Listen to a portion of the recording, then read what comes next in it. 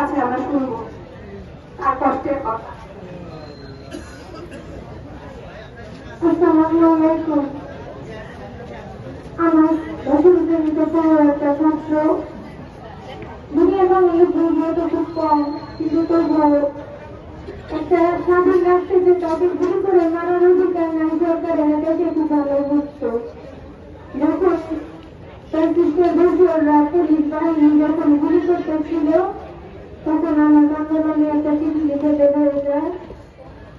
সত্যি অবাক করার বিষয় হচ্ছে, আমার দেশের প্রতিরক্ষা বাহিনী আমার সন্তানের ঘাতক এবং সেই দেশেই আমাকে বেঁচে থাকতে হবে। আমি একটু, কারণ আমার সন্তানের খবর সেই দেশের মাটিতে।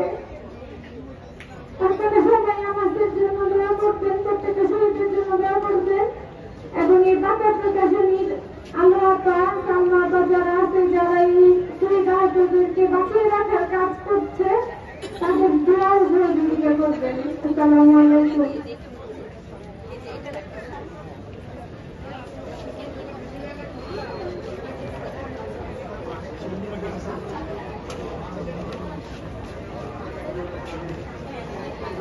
শহীদ জুনায়েদের মাকে দিচ্ছি মাইক।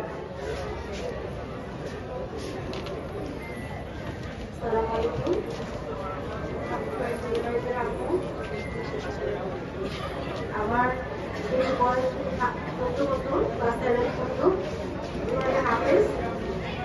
তো খুব সাহসী ছিল। 5ই আগস্টের দিন সে আমাকে বললো যে আপু আমি দুদিন আগে সিলেট গিয়েছিলাম, সবাইকে আমি কি পানি দিয়ে আসছি, সিলেট ঢুকি না সিলেট দিয়ে আসছি, তোমার পারমিশন ছাড়া যাওয়া যাবে না। তা আমি বললাম, বলতেছে যে আজকে 5ই আগস্ট, আজকে কিন্তু বানাবো, আজকে আমি আমরা যাবো, আন্দোলনে যাবো।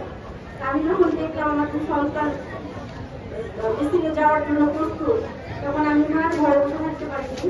আমি তাদের সাথে মিছিলে গেলাম। আমার ছেলে আমার চোখের আড়াল হয়ে গেল। ও চাঙ্গালপুর ওই থেকে হাসপাতালের কাছে করে।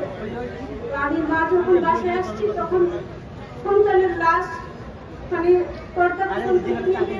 সন্তানের লাশটা বাসায় আসতে বুঝতে পারি নাই।